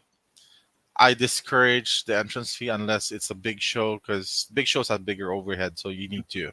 But something like this, even though a hotel will cost so much, you need to be able to invite families. The wives need to understand what the husbands are doing, putting money in this thing, because to them it's just wasting money, but there's actually money to be made. That's one. Yes. Number two, you don't want, like I said, I came from the restaurant industry. You go to a Mimi's Cafe, you look at the age of the people there. They're all retired. They didn't tap to the next generation, right? You go to a Fridays, which was a very hot brand before, and now it's not the place to go to because they got stuck in time. And the most relevant I can tell you is McDonald's is number one all over the world, except for the Philippines. There's a brand in the Philippines called Jollibee. I've been to Jollibee. Yeah. They own that market there in the Philippines because Jollibee focused on the kids. McDonald's, their commercials and their promotions focus on the yuppies and the older people. Yes. So this much I ask you: when you go to a grocery and you buy toothpaste, what brand do you buy? Crest. And when you get soda, what soda do you buy? Diet Coke. It's because you grew up with this. That's right. Right? That's exactly why. Right? I just went the other day with my mom and picked up some Crest because That's what I'm used to. So if the dad goes to the show with their kids, when the kids grow up, they want to do this too. Mm-hmm. You know, that's how my son got into this too. Well, that's how I started, right? I went Uh-huh. to a Yep. show when went to several shows for years with my father, and So I don't enter a show now, and I think about that. yeah, you don't want to break the cycle, because once you break the cycle, that's gonna kill the hobby. Yep. You know, so you don't have to tell the kids you need a big car, you need a autograph Michael Jordan. You just need them to enjoy That's right. what they can Be a part afford. of the community and enjoy. I take my son to shows now. You know, Mhm. he's going to come to Burbank. He's going to go to other shows, but I want him to spend a lot of time at Burbank. But Yeah. I take him because I want him to start learning what this is all about. Not only that, my son, he's 20 years old. You see him at the shows, right? Mm-hmm. You know, now he's at the point in his life wherein he needs to decide what career he wants to do. So one thing I try not to force him to do what I want. He chooses his path. And you know, he sees EJ. EJ is a self-taught entrepreneur, and he wants to be like that. Then you build a relationship with EJ, figure out, you know, if he can help you, who you want to become. You And know? EJ has like a teaching personality. Mm-hmm. You know, he loves to have conversations and talk about stuff. He's not a guy who holds stuff to himself. Yep. And that's what the first thing that I noticed about him. I haven't even told him this, but that's one of the first things I noticed about him is that he's told me some stuff to taught me something. You know the funny part. We're partners now, right? Me, EJ, and Rob. Mm-hmm. One of my first Westminster shows, I had to kick EJ out because he snuck in. I didn't even know who he was at that time. That's funny. That's funny. You know, because of the COVID restrictions, I was very strict. People hated me at that time, but I didn't want to take a chance. Mm-hmm. You know, so I saw him going around. I know he wasn't the dealer. Hey, what are you doing? Get out! That was a bad cop side coming out. Uh-huh. That's been my role, you know. And the only reason we're doing the hotels now, because we learned from experience. You know, we had a couple of shows at Westminster. It's people know it's a gym. There's no AC, Mm-hmm. and one show during the summer, everybody was sweating like crazy. You know, so I talked to Kobe. You know what? We need to have an alternate venue in a hotel where there's AC. So when summer hits, we have, you know, options. And I told him I can't just do shows during the summer at the hotel. I have to build a relationship with the hotel too. True. You know, so that's why we started doing shows at the hotel. Well, the Embassy Suites in Brea is a great location. Oh, I love that Great hotel. location. You know, there's 2-floor parking underneath. It's parking the mall, parking the front. Yep. You know, finally their restaurant's going to be open. So that was my challenge the last two shows. People can't get food in. Mm-hmm. Now the restaurant's open, so that should help a little bit. You know, so looking forward to the 23rd because that's my next Brea show. I think it's going to be a great show. Well, we'll see. We'll see what happens. When I'm tired after the first hour, then it should be That's a right. great It's a good show, right? When I come over and say what's up, you're like, FD, man, this is wild. Then I know it's a great show. Mm-hmm. I study everything to every show. Like I don't know if you know Slab Doctor. Yeah, no stuff, Doc. Okay. I just talked to him the other day. Yeah. So I did an experiment last Brea show. I put him beside Kobe. Kobe's a PSA preferred dealer. Okay. And you know, there was good traffic, but Slab Doctor told me, you know what? I want to be beside Kobe now because I just increased my volume more than threefold just being beside Kobe because people have great cars to clean and go straight to Kobe. It works, you know. So things like that, I have to be consistently on the lookout because what works needs to be done continuously, you know. And if it doesn't work, we need to find solutions to that. Jay, I like the way you think. I like the way you go about doing things. Your focus on customer service for the vendors as well as the people that are coming through to view the show, walk the show. And we talk to a lot of people when we come to shows, and we go to a lot of shows. And G and I both talk. He's 17 years old. You know, he's been to a lot of shows with me, and he can tell when we came to Brea. He said, "Oh man, this is nice." So as soon as we got out the car and start coming in, I think people know. And a lot of times I want people to know too that there's a feeling about something that people may have that could be nonverbal. Mhm. But I think when people come to your shows and they're excited about being at the show, it's because they like the environment that they're in and what they're a part of right now. And Yeah, that's a lot to be said for that. yeah. EJ was telling me, if I should grow out of Bray. I told him it's working for me right now. I think that's I think as far as the premiere will go. Because you want people to be hungry. If people have to be on the wait list for a table, that's a good thing. Hmm. If you have to fight the last five buyers for a table, that's not a good thing.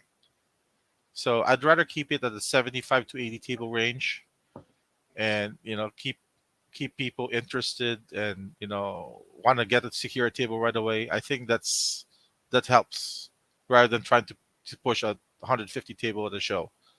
Now that's why it works for Newport. Newport can accommodate 150 because he only does a show, what, 2-3 times a year. Yeah. So people look forward to that show too. Hmm. So that makes sense. So when we were talking about the Burbank moving forward, Rob, EJ, and I, um, the first question was, if this is a success, are we going to do this for the next coming years? So the agreement was yes, we should have a show here at least every year. And the next question was, how often should be the show? And somebody threw 3 a year, and I think two is the max. Hmm. That's what comes to my mind. Mhm. You want it to be a destination for people across the country. This is just what comes to my mind. It's an outside view of going to shows 1 or 2 times a year to really be that impactful show. Not only that, my perspective here is, if we want the out of state vendors to come to the Mhm. show, they're not going to travel here three times a year. That's right. You know, you're going to have to rely on the local market to fill up the venue, and not that the local market can't sustain it, but it becomes less special if you do it that way. So you want people to look forward to go to the show. Now the only thing that might change is that if the space is not big enough, maybe we do one Burbank and one in the bigger convention center. Hmm. But that's about it. I told EJ, why do you want to do the work 3 times fold, where you can just do it 2 times and have the same impact? you know um That's a special way of thinking about it. well, again, I don't want to mention other promoters. They're all doing well, Hmm. but some are doing it 6 times a year. I think that's a little too much, you know, for big shows. For small shows, maybe. For big shows, I think, six a little too much. Are Like, you seeing? This is a question I want to ask you. Are you seeing your shows are well walked? You have head count coming through. mhm. When you go around and you not mentioning any shows, but you could be out of state or anywhere. Are you noticing less foot traffic in different shows around the country? I haven't done too many shows outside of Southern California. Okay. Um, I will do a show if it makes sense. Like, I went to Fairfield because I want to support Dion. Dion, Oh, that's a great uh-huh. show. That's also a great show. I've known Dion since 2013. Hmm. Um, and I went to Mint because my main purpose for Mint was just to see the vibe and how the setup, the logistics is to scout for Burbank. Hmm. I want to get ideas and stuff like that. I actually wanted to go to Dallas for the next show, but when I looked at the plane ticket being $500, Oh, it doesn't they make get sense to expensive. me. Oh yeah, yeah, It doesn't make sense to me, because when I go, I have to take my son, yeah. so you're doubling the cost. It's the same way with Gia now. We Mhm. know when I travel, he has to travel. Yeah. Yeah. So do I want to spend $2,000 just to scout Dallas? Um, I just told EJ, since you're already going, just take pictures for me. you Hmm. know, I would like to experience it, but again, it needs to make sense. Hmm. It needs to make sense for me to do shows out of state. Now, um, one thing I know is that our main vendors from California, they would fly out every time, Hmm. you know, and that's why we led to the Burbank show. Why are we the one going to out of state where out of state can go to us, because we're a better destination? That's right. You know, one thing people don't realize is the Burbank show is going to be in the Burbank Convention Center. You just have to cross the airport to get to the convention center. It's right there. Hmm Yeah. That's why it. That's why it. I think it will work real well for out of state vendors. Yeah, if you can fly in, land, and you're right at the show, Mhm. it's a beautiful thing. A lot of your logistics are cut down. There's less cost of Ubers and moving around the city to get somewhere. And You're right next to the hotel as well. Mhm. and I was surprised when I went to Mint. People are telling me I already booked my hotel because we secured the promotion for $189 for a Hmm. hotel room. Hmm. That's the same same fee Embassy Suites will charge. Hmm.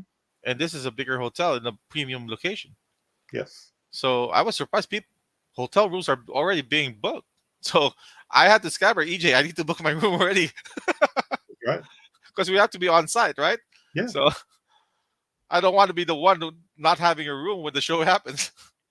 Well, the buzz is coming. Right now, it's April 14th. Uh-huh. It's coming. The buzz is coming. It's People already trying to there. get ready.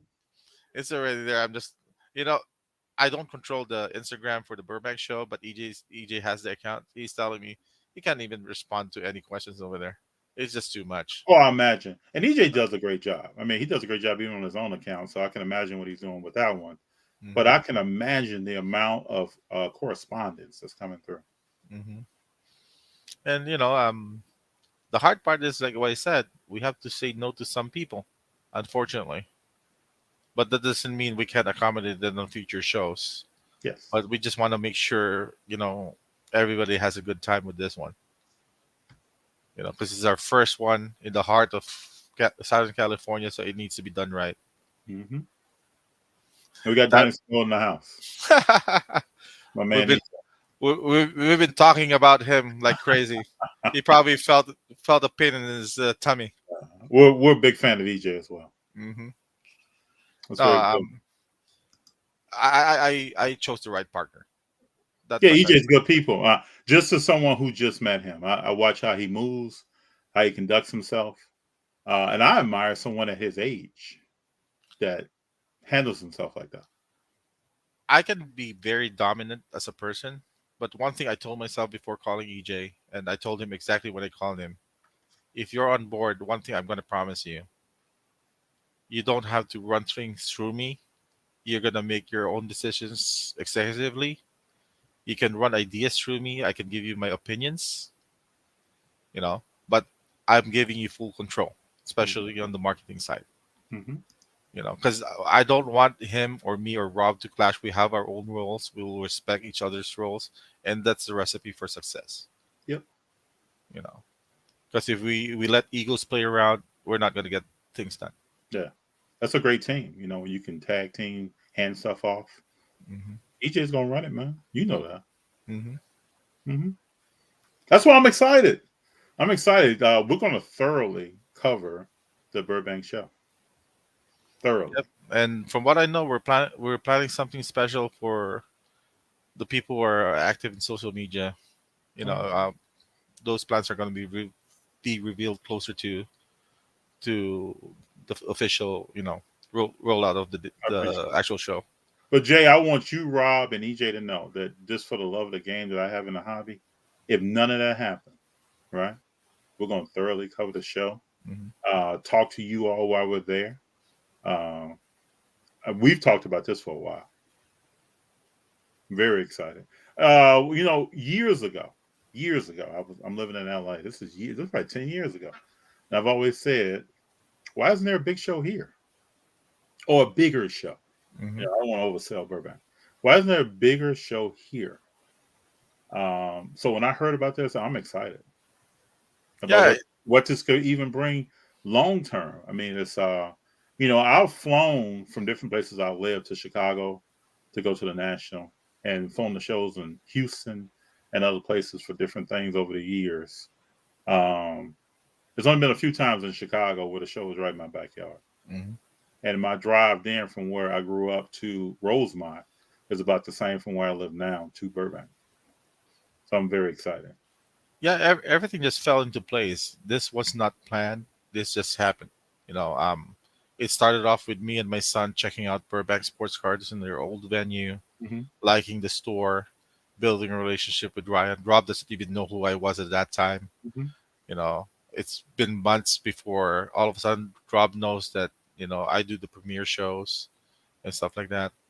And then I met EJ and kicked him out of the show. It's just falling in the right places. But this speaks to what we talked about earlier at the beginning of this show, as far as building relationships, getting to know people, letting your words speak for itself. What's your reputation? How do you conduct yourself? It all adds up at some point to you may cross roads with someone on a business venture or something else, or even a deal at a table that you pull back from. Oh, okay, I remember. Yeah, you said yourself, even the deals on the table. Hmm. If you can, you know, play fair, if you can communicate well and respect each other, you get more deals that way. That's right. Like I remember there was when Michael Porter Jr. was hot, I had a silver prism, PSA 10. And beginner collector had two base prisms of Michael Porter Jr. that's not silver. And at that time, I think my my my card was like $1,000, and his rookies were like 250 each. So he comes up to me, "Would you trade? Would you do cash trade?" So I told him this card sold for the silver sold for $1,000, and yours sold for 250 each. He moves fast right now, so I don't really care of making more money than I can. Give you 500 and the two cards, the deal is yours. And he tries to go, "Can you do 400?" So I go, "You know what? Go around the room, see if somebody can give you a better deal. If Mm-hmm. not, the offer stands." Mm-hmm. He comes back 30 minutes after, "You're right. Let's make the deal." So you don't have to cook somebody, you know, to make good money. Because at the end of the day, I liquidated half of the card to cash. Now I can buy another card that I can, That's true. make money off. And the two base, I know they're gonna go quick because this was like January, February last year, Mm-hmm. where everything was like hotcakes. Mm-hmm. You know, so And Porter just came off the bubble and mhm, performed very well in the bubble. yep. So it's hard for me, being a dealer because when somebody asks me for a price, I try to quote a fair price already. Then, of course, everybody has their own negotiating game. They go, Yeah. "Okay, how about if I buy this with this?" And stuff like that. So it ends up I'm giving like three discounts now, and I ask Yeah. myself, why am I saying yes to this? you know, but and people say, why don't you put your cards a little bit higher so when they negotiate, you still have room. But on the contrary, you can turn away people from doing that too. If True. they know your starting point is so high, they don't even want to talk to you. True. Like my son taught me something too. Remember, I told you earlier, there was a show that we price everything. And we noticed that if somebody asks for a card and it's higher than the comp, you lose that conversation piece. Or sometimes people are just going to look at the showcase, "Oh, that's too high," and not even say hello and go. That's true. The simple thing that's the question that how much do you want for this can turn into a real good conversation and even a better deal. So I learned from that too. So we have to adapt. Like when I saw PSA starting pushing stuff, first thing I did, I brought all my PSA 9s and lower, the 10s that I didn't want, to Ryan in Burbank. "Ryan, I know you're fair. Take all of this. Tell me how much you want to pay for it. It's yours." I didn't even look at the price. So in my mind, he's giving me store credit. I can choose from the showcases. Mm-hmm. He can sell his product. He has his markup. Both people are happy. Yes. If I sat on that whole box for 2 months, I probably would have gotten less than what Ryan paid me for. It's true. Because it takes time to move stuff like that. So I'd rather take a hit right now and still get revenue before other copies come out. There's PSA 10 Zion Chronicles now that's not even worth the grading fee. That's true. You know, Speaking on that, that's true. so if I gave it to Ryan like a few months back, he probably paid me like $70-$80 each. And now I can even sell it for $30. Jay, you have a great mind. I want to let you know this, right? I'm gonna give flowers while people are here. When we first started rolling with FD, I started talking about I want to talk to you. I want to interview you. And I think this is the first of several to come. But I want to sit down and talk with you because how you move is different. The way you think about stuff is different. Um, and sometimes when you think differently, right, there are things that I think differently on that I feel like I'm on an island thinking that way. And I've talked to you tonight, and certain things you said is like, damn, I think about that like that. And it's good to sometimes talk to someone. You have more experience in cars. You know, and we're talking about '88 when you started. Um, I was just getting into autographs as a young kid. You know, so you have some years ahead of me, some things I can learn from. And I want to let everybody out there know, right? Humble yourself.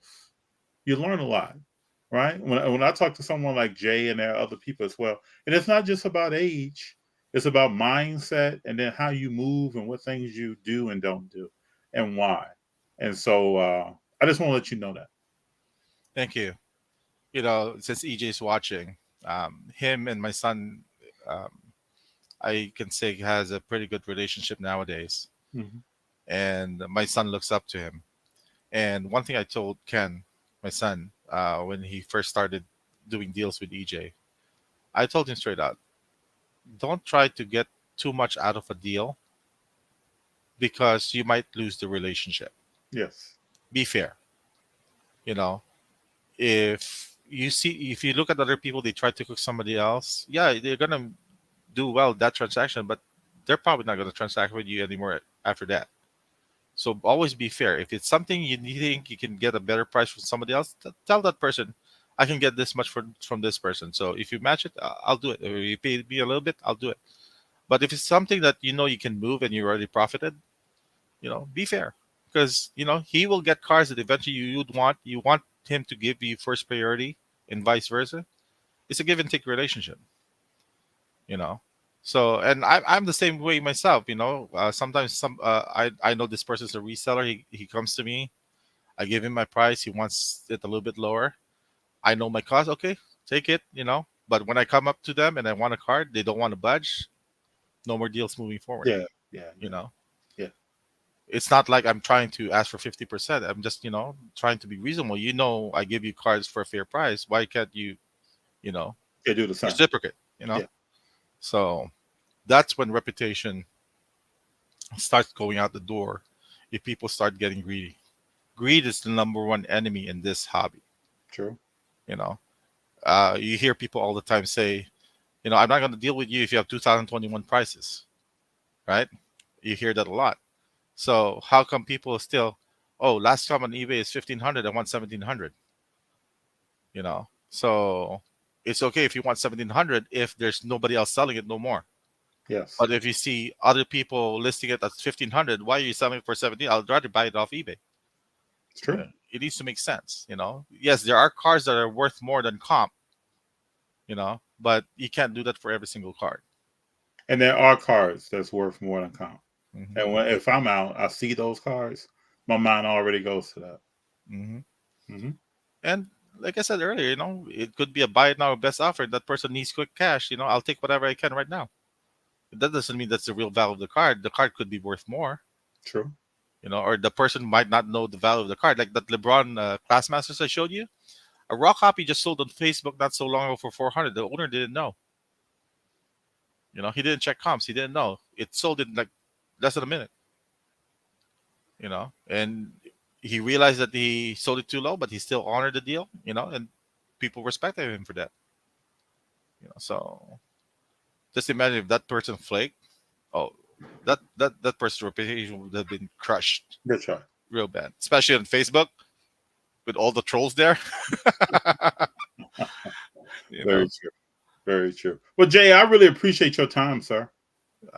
I appreciate talking to you. I like talking about the hobby than anything else. Thank you. I think I owe it to the community to kind of give OG perspective and certain stuff. That's right. Giving a broader selection of knowledge to other people. I will not always be right. None of us will.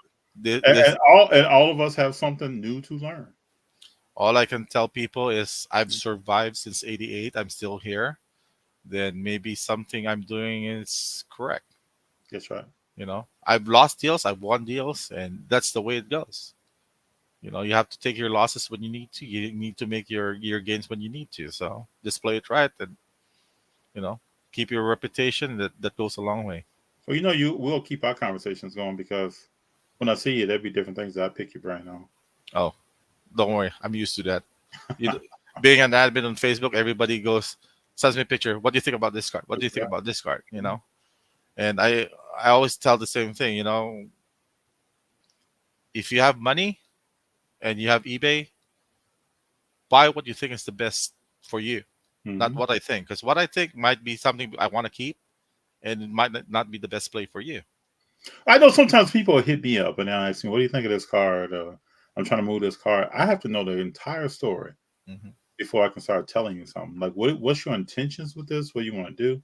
What's your buy-in at? Just a bunch of questions to help me get to a point where I can even try to say something. And when somebody asks for my opinion, I'm a straight shooter with that. If I need to offend you, then so be it. Because sometimes I need to put things in perspective, into place. Like there was this guy, he had a successful recipe of buying Jordans and reselling it. Okay. Then one day, an autographics of Barkley came across him, and he was asking my opinion. And I told him, leave that card alone. That's a card for a true collector. Let the collector buy that card. You're making your money somewhere else already. And if you try to put your, hands on everything, people are gonna start not respecting you. So he was trying to undermine somebody. That was what's happening. So I told him, leave the card alone. And that resulted in him blocking me. Well, sometimes it has to be like that. I pride myself on being a straight shooter as well, giving real conversation to someone, even telling someone sometimes that they don't want to hear. But that's me. I can't. I'm not gonna try to be somebody else. So if someone's coming to me asking me something, and they know me, then they already know that they're gonna get really what my opinion is, and then I'm just gonna leave it alone after that. Yeah, and nobody can predict the market. No. Opinion is just an opinion. It's just what is there right now. So you just have experience is the best teacher. You learn from your mistakes. You do better from that. If you have something going for you that's going well, then keep on doing that. Don't fix something that's not broken. And that's why probably I survived all these years. You're a true gem, man. I want to let you know that, Jay. No, a lot of wrinkles, surface damage. I appreciate you, man. You give a great perspective, and I think a rare perspective that a lot of people don't give today. A lot of stuff is not talked about. That's why I wanted to have you on. Thank you. Yes, sir. Every card has a value. It's just matter what kind of value you're going to put it. Every card will sell. I sold an Anthony Bennett Silver Rookie Prism for $3 recently. So every card will sell. It's just a matter if you want to sell it or be sentimental to it. That's true. Never be sentimental to a card you don't want. You're just gonna drown with that card. And I always say to people that if you know why you're buying a card, then you won't be upset later when something goes on that you didn't anticipate in the market. If I love Anthony Davis and I'm buying Anthony Davis cards, then I'm gonna be happy if that card goes down 15, 20%. I still love the card. That's the true collector in you, though. Sad to say, a good percentage of the people in this hobby today are there to get extra income, and nothing's wrong with that. Nope. But that's when you put the line in between, and that's a very hard line for me to do because I have to do both. Yes. So my son sometimes gets mad at me because I have a card in my inventory and I want to sell it. Then a card shows up that I want for my PC, and the guy wants the card I'm selling, so I lose inventory by transferring that card to a PC item. So that's when I have to find a PC item that I don't want that much and put it out now to Yeah. replace the other one. And one last thing I probably can tell people, that worked for me. I don't know if it's going to work for them, but sometimes you come across a card that you need to get today. Me, I don't worry about trying to buy it right now because I know if I buy it now, I can sell a card to pay back for it. Because if you let that card walk away from you, you might not see that card again. So if it's a card, something like that, if you have to dole out the cash, pay for it right now, get the card, secure the card. Then if you're hurting for money because you bought that card, there's always going to be something in your PC that you don't need that you can liquidate. You don't have to get full value for that, but you can recover what you spent for that PC card. It is good. And so you're basically exchanging quality. Mm-hmm. You're getting better quality in your collection for something you don't really care for. The example of that is the Curry auto that I showed you, the one with the shoe. Oh yeah. No, that's special. So, and I don't care if I overpaid for it. To be honest with you, there was a comp for 5,000. I paid 7,000 for that. That's fine. I wouldn't care either, Jay. That's a special card. Because even if I put some cash into that deal, half cash, the cards I traded for that card, I didn't really care about. So I felt I didn't lose anything because those cards I didn't plan on keeping anyway. Yeah, I might have lost money in terms of the full value of the card, but my acquisition was not that high too. So it kind of balances out. And what I always say too, what's your expectations on the growth of that card in the future? $800 spent is not the same $800 spent on two different cards. Yep. If the card has good eye appeal, it's the right player, it's the player that everybody wants, it's unique. Like in that card, how many times do you see a nasty shoe relic on a card that big? It's numbered, it's on card, it's a premium brand. Checking all boxes. Yeah. The only thing probably you can't check is the condition because those things don't grade well. No, they don't. But it's the condition for that card. Yep. I don't think you're going to see a gem on that card, at least with PSA. So I would go for it. I would take that card any day because if I want that card in the future, I'm probably not going to see that card no more. I might see a variation of it with a weaker shoe, but there's certain cards out there that once you see it, you need to grab it. And there's certain cards that, like I said earlier, if you can buy it next month, then you don't have to go for it right now. That's right. Because then for people as well, there are cards. I have a belief that there are cards that are going to be your card. So if you walk a show and you see a card today that maybe you can't get today, if you have the right patience, you can build a track record to get that card at some point. You may pay a little bit more for it than what you saw today. But if you really want that card and you're willing to work for it, have patience for it, you can find that card. That's why a lot of people like Burbank. Because you can bring them stuff you don't want. That's right. And walk out happy from them. Yeah. Take a card from them that you really want. Yes, you're losing value because you have to give a little bit more than what the card you're putting out is worth. But who's going to do that? Most collectors who have higher dollar cards, they don't want to downgrade. They want to upgrade. Right? So that's why they're doing well. The money is rolling continuously because they know how to move stuff. They know what. Well, how many shops around the country are liquid like that? Nobody. I've been in a lot of places, man. Not you can't walk in and cash out and then purchase and walk back out. And that's going to be the benefit of the Burbank show because Ryan is going to have a table there just to buy. He's going to keep the whole show liquid. Beautiful. Their brand is attached to this. And if they're already the number one card shop in the United States, this is going to put them on a different scale. And all they have to do is be there and be liquid. Just imagine, people are gonna see a car that Burbank show that they want, and the dealer only wants cash. What do you think is gonna happen? They're gonna Cash go to in. Ryan. Yeah. Hey Ryan, can you buy this off me? I don't care if you take a $500 loss. I want that card from the other table. So it's a win-win for everybody. Exciting times, man.